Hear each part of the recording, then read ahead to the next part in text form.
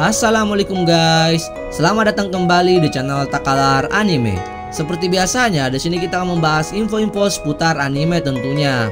Nah, dari kemarin saya lihat nih guys, banyak yang bertanya, Bang, anime yang overpower dong bang. Bang, anime yang sini terlihat lemah padahal kuat bang. Bang, inilah pokoknya. Nah, pada video kali ini saya telah melis beberapa anime donghua nih guys, yang tentunya MC-nya overpower nih guys.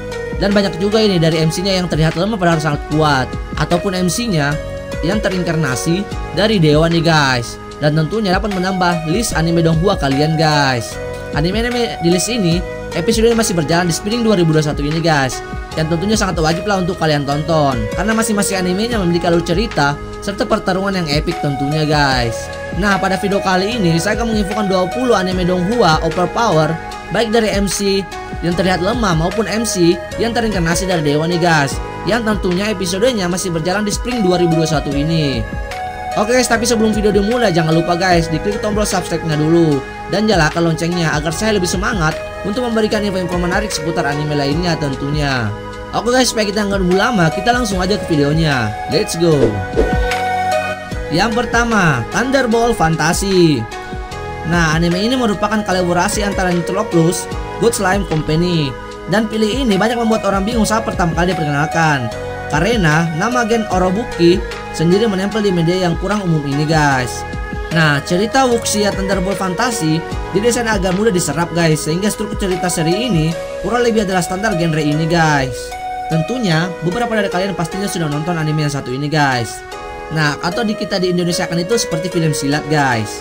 Untuk kalian yang suka atau sering menonton film silat, tentunya sudah familiar dengan cerita yang dimulai dari artefak sebuah perguruan yang dicuri, sekte atau jahat. Nah, pengumpulan party member untuk menghadapi tantangan utama dan konflik akhir yang mengungkapkan kebenaran dari artefak yang bersangkutan.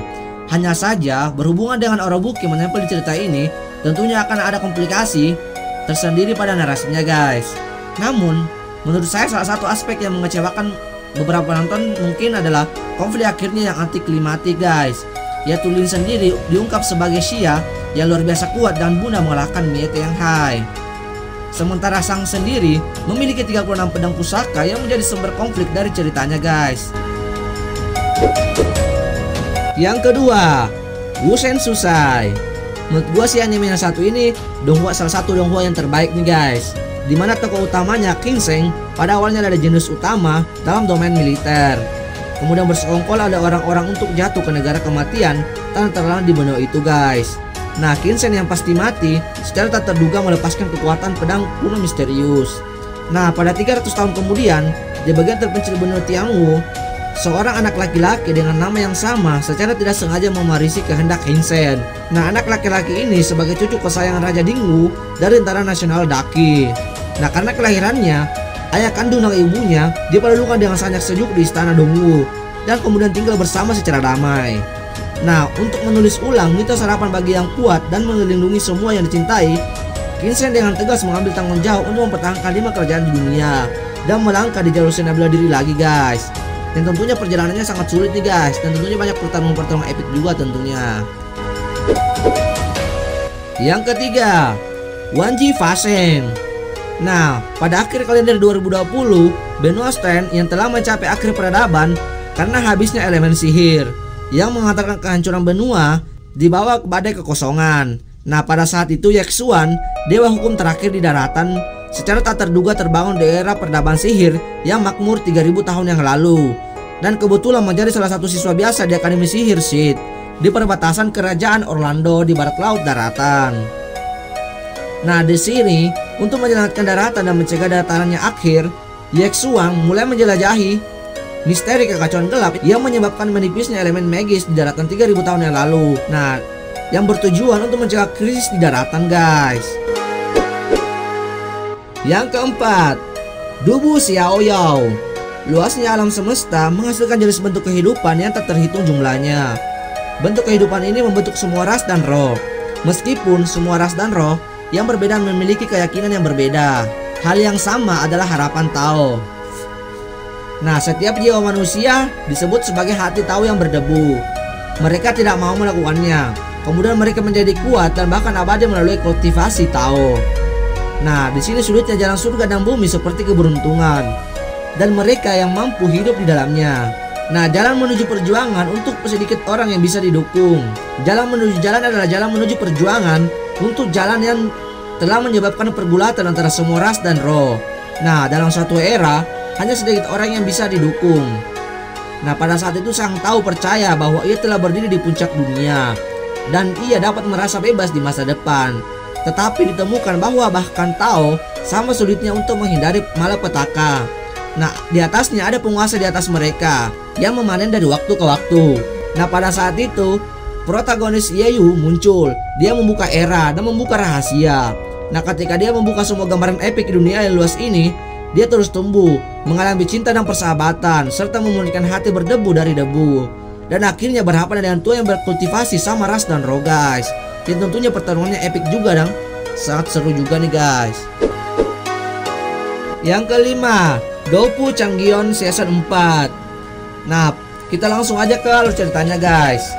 Nah, pada saat itu Xiaoyang datang ke ibu kota kekaisaran untuk berpartisipasi dalam konferensi alkemis untuk membangunkan guru Yao Lao. Tetapi karena kekuatannya luar biasa, seseorang musuh jahat bersekongkol untuk melawannya. Nah, pada saat kritis, Xiaoyang berhasil membalikkan keadaan dan berhasil memenangkan kejuaraan, guys, serta mempertahankan kehormatan kekaisaran Jiama. Nah, setelah memenangkan pertarungan itu, Xiaoyang menyambut perjanjian 3 tahun yang akan datang dengan hati yang tidak begitu senang, guys. Tentunya ada masalah-masalah yang akan terjadi di dalam ceritanya, guys, yang tentunya sangat seru dan wajib juga untuk kalian tonton, guys. Yang keenam, Ling Jiangsung Season 4. Nah, di kota Xifeng, reputasi keluarga Xu dikenal sebagai klan yang runtuh. Tetapi pada suatu hari, Su Xingyun dengan percaya diri melamar keluarga kedua keluarga Sui, yaitu Liu Xiang. Nah, tindakannya mungkin sombong, tapi Su Xingyun memiliki lebih banyak pengetahuan tentang masa depan daripada yang dipikirkan siapapun. Dalam kehidupan lain, Su Xingyun adalah prajurit pemberani dari keluarganya ketika perang antara klan Shu dan Sui memberontak di kedua negara, guys. Yang ketujuh, Xingwu Shengju. Nah, di sini menceritakan di seluruh dunia terdapat 12 jalan untuk mendaki Menara Dewa. Nah, dan dalam legenda, 12 jalan ini mengarah ke jalan legendaris keabadian. Namun, jalan menuju Menara Dewa ini terlalu panjang tanpa akhir. Nah, kembali di zaman kuno, dulu ada banyak jenis seni bela diri. Sayangnya dunia mengalami perubahan yang mengerikan. Dan hanya tersisa 3 jenis bela diri saja, yaitu seni bela diri api, naga, dan bintang. Nah, generasi master dari ketiga seni bela diri itu mencari jalan keabadian, guys. Nah, pada saat itu seorang kultivator seni bela diri dari bintang dalam perjalanan hidupnya berencana untuk menjadi dewa tertinggi, guys. Yang kedelapan, Jue Si Wuhung. Nah, anime ini menceritakan tentang si Cheng Feng yang sejak kecil diantiannya tertutup dan tidak bisa berkultivasi atau tidak bisa berlatih, guys. Hanya gurunya lah yang tidak meninggalkannya. Namun pada suatu hari, gurunya tersebut pun dihadati dan meninggal, guys. Nah, pada sejak saat itu tidak ada yang melindunginya, dan Sam pun terus diintimidasi oleh orang lain. Nah, kemudian si Feng mengabdikan dirinya untuk menjaga makam selama 5 tahun dan menemukan harta darah naga tertinggi yang ditinggalkan oleh gurunya, sebuah tripod kuno yang misterius. Kemudian si Feng bangkit melawan langit dan memulai jalan untuk menemukan gurunya yang telah dianggap meninggal dan menjadi orang yang terkuat, guys. Nah, ini nih MC overpower yang lemah kemudian jadi kuat, guys. Menurut saya sih ceritanya sangat bagus, guys. Tapi sayangnya yang garap video ini sepertinya tidak terlalu serius, guys. Soalnya banyak adegan yang di skip yang hanya ala kadarnya saja, guys. Yang pertarungannya yang mestinya epic malah jadi singkat banget, guys. Sangat disayangkan sekali sih menurut saya sih, guys. Yang ke-9, Deseng Xiang. Nah, anime ini menceritakan soal si Jiang, anak laki-laki berusia 7 tahun dengan tubuh seperti umur 21 tahun. Nah, saat dia pergi menemui dokter untuk penyembuhannya, dan dokter itu berkata, tubuhmu tumbuh 3 kali lebih cepat daripada orang normal. Dan dia mengatakan bahwa ketika dia memiliki 30 tubuhnya akan seperti salah satu dari 90. Artinya dia akan mati muda. Nah, setelah belajar tentang penyakitnya, si Jiang mencoba untuk memilih kehidupan sekolah yang normal sebelum mati. Nah, jadi dia kembali ke dasar dengan temannya yang ia cintai. Nah, pada saat itu, setelah sebuah kejadian, si Jiang kembali ke dunia abadi untuk menghindari pertumbuhannya yang abnormal, guys. Nah, sejak saat itu dengan kecerdasan dan kebijaksanaan yang diperoleh dari bumi, dia berjalan di jalan keabadian dan menjadi dewa legendaris untuk kembali ke kehidupannya yang normal, guys. Yang ke-10, Tiang Huang Sangseng. Nah, anime ini menceritakan urat-urat tanah tumbuh subur dan langit akan segera hancur.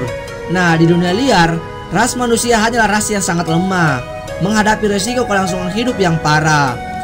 Dan itu adalah darah ras lain. Sedangkan 4 penjaga umat manusia sudah tua dan belum dapat menemukan penerus yang cocok, guys.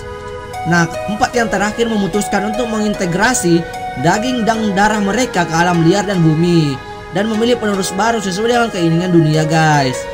Nah, beberapa tahun kemudian berlalu, Ji Xiaofa, si jenis pertama dari desa Jisui, ditipu oleh seorang wanita misterius yaitu Yu Xue dan kehilangan roda hidupnya, guys, sehingga menjadi orang buangan dan benar-benar meninggalkan dirinya sendiri, guys.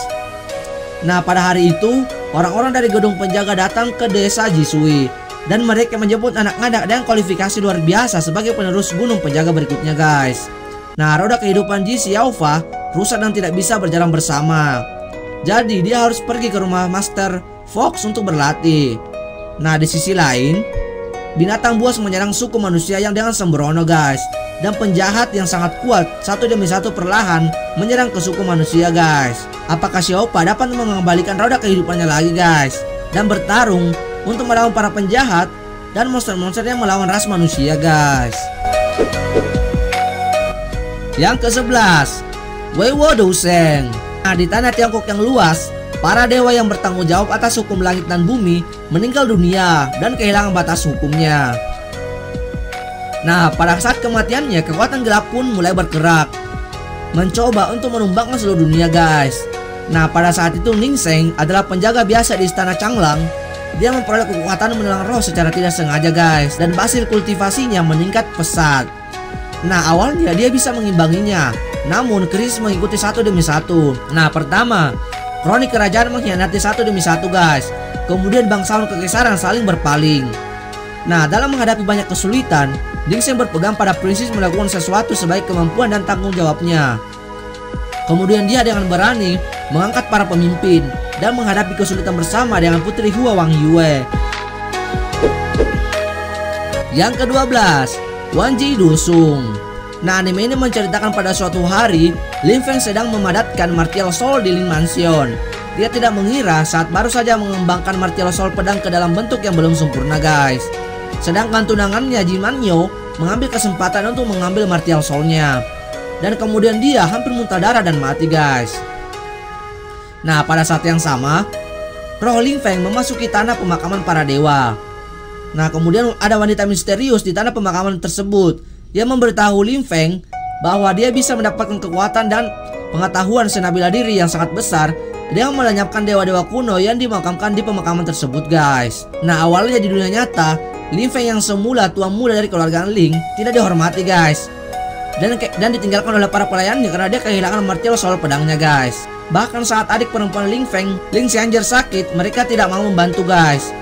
Nah, tidak sampai Lin Feng menggunakan kekuatan yang dia peroleh dari tanah para dewa pemakaman untuk mengalahkan praktisi jiwa kaisar, guys, yaitu Ling Yuhong. Yang ke-13, Wanji Sensu Season 3. Anime ini menceritakan Ye Sheng, dewa kuno yang jatuh dari dunia para dewa ke dunia surgawi dengan damai. Nah, di dunia itu ada ratusan negara serta dikelilingi oleh ribuan negara, guys, yang kuat dan juga sombong tentunya. Nah, pada saat itu Ye Sheng telah berada di dunia itu selama ratusan tahun dan telah membentuk kekuatan yang luar biasa. Apalagi keberadaannya selalu menjadi legenda. Tetapi kekuatannya di dunia para dewa meluas perlahan dan terbongkar di dunia itu, guys, serta memulai salah satu pertempuran paling kejam dan ganas, serta tunggu banyak pertarungan-pertarungan epik yang akan dilalui oleh Ye Sheng. Yang ke-14, Soushi Yuling Season 2. Nah, abad lalu si Dali disegel selama 100 tahun. Tetapi dia secara tidak sengaja menemukan King, rubah ekor 9 langit. Nah, kemudian dia memulai jalannya untuk menjadi kepala jiwa guru di tanah suci Cina.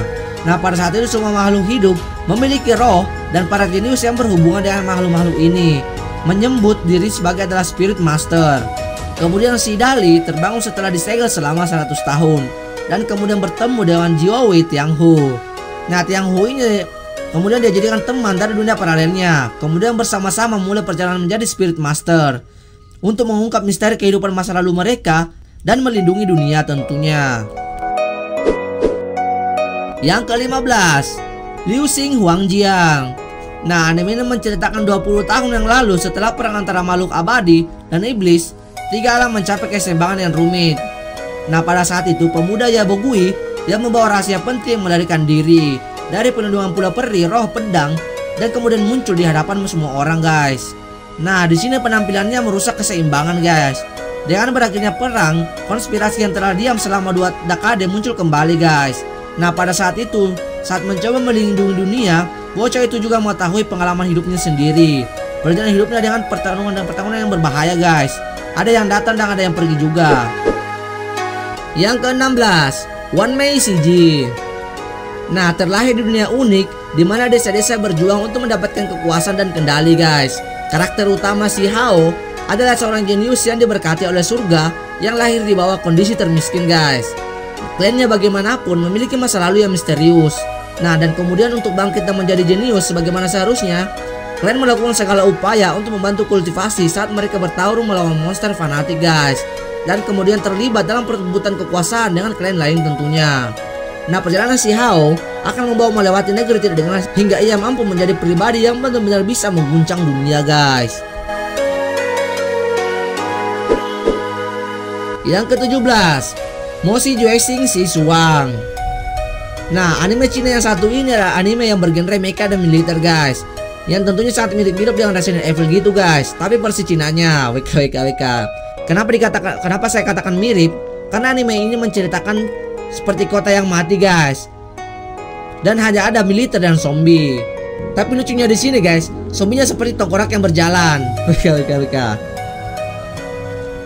Tapi alur ceritanya sangat menarik juga, guys. Dan ada hal-hal jenaka juga, serta pertarungan yang epic juga tentunya. Dan recommended lah untuk kalian tonton juga, guys. Yang ke-18, Tianbao Fuyaolu Season 2. Nah, anime ini menceritakan dalam 12 tahun Tianbao, Kong Hongjung, seorang pemuda tampan yang tidak mengenal dunia, meninggalkan istana Yaojing di Gunung Taihang dan 3 tugas penting yang dia pegang. Dan kemudian ia datang ke Chang'an yang penuh dengan kemakmuran. Kong Hongjung pertama kali memasuki divisi datang eksorsim, dan kepala pengawas sebenarnya adalah Jenderal Long Wujung Li Jinglong yang telah menanganinya belum lama ini. Tetapi pada saat itu dia tidak sengaja merusak lampu jantung Seng, dan lampu jantung itu masuk ke tubuh Ling Jinglong.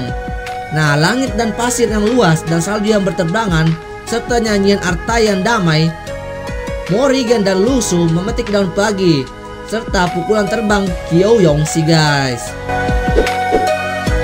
Yang ke-19, minum dulu, guys.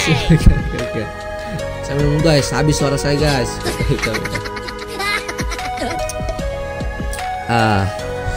Mantap. Oke, guys, kita lanjut.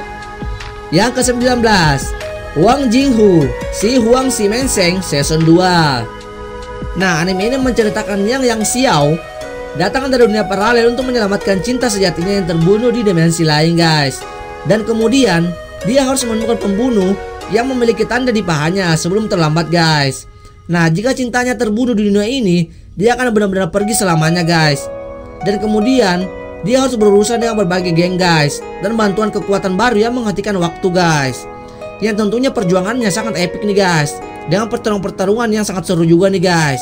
Di sini kita akan melihat, guys, good boy yang memperjuangkan wanita tercintanya tentunya. Yang terakhir, Huang Sheng Mosung. Nah, anime ini menceritakan alam dewa Brahma Suti yang sedang dalam kekacauan besar. Sedangkan penguasa alam dewa yaitu Kaisar Bei Tiang dikepung dengan ribuan cara, guys, serta dikalahkan dan digulingkan.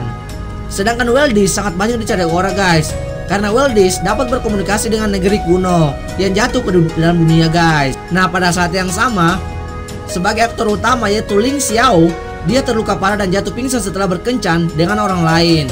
Nah, dia tidak sengaja mendapatkan Weldes. Nah, dan kemudian Kaisar Beitiang merasa bahwa masa-masa sulit akan datang, serta meninggalkan Liang Xiao sebagai pengamat, serta dipaksa untuk mengalami pasang surut kehidupan Kaisar di alam dewa itu guys. Nah, di benua timur tempat tinggal Ling Xiao senabi bela diri sedang menurun guys, dan hanya ada beberapa praktisi. Sedangkan dalam mimpinya Ling Xiao mengikuti Kaisar Langit Utara dan belajar dan berlatih beberapa seni bela diri dan teknik penyempurnaan keterampilan yang pada dasarnya hilang guys, terutama di negara Xia di benua timur tempat Ling Xiao berada. Nah, pada saat itu semua orang terjebak dalam perebutan kekuasaan yang saling merugikan. Nah, rumah besar Xi Fang Hou adalah pertama menanggung beban konspirasi kota Shuangjiang. Nah, Ling Xiao yang kembali dari dunia mimpi ke dunia nyata secara bertahap menjadi mimpi buruk bagi seluruh kota Xiangjuang. Nah, Ling Xiao bekerja selangkah demi selangkah untuk situasi yang bergejolak di ibu kota, serta berperang melawan berbagai kekuatan yang tersembunyi di dalam kegelapan guys, serta melindungi rumah Xi Fang Hou dan seluruh dinasti Xiang di tengah badai guys.